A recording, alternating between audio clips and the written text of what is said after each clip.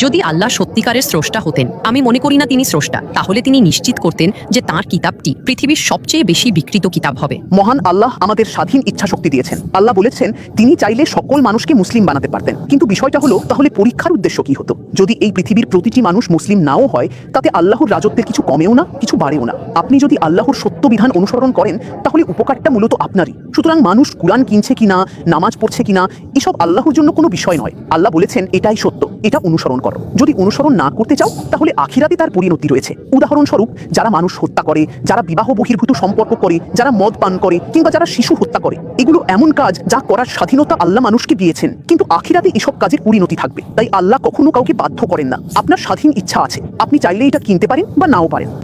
আসলে যারা নাস্তিক তারা নির্দিষ্ট কোনো আদর্শ বা ধর্মে বিশ্বাস করে না। তারা স্বভাবতই সেটাকে তাদের নিজেদের দৃষ্টিভঙ্গি থেকে দেখার এবং বিভিন্ন প্রশ্ন এবং যুক্তি তোলার চেষ্টা করে। তাদের যুক্তিগুলো কেবল বিতর্ক তৈরি করা বা অন্য কিছু করার উদ্দেশ্যেই দেওয়া হয়।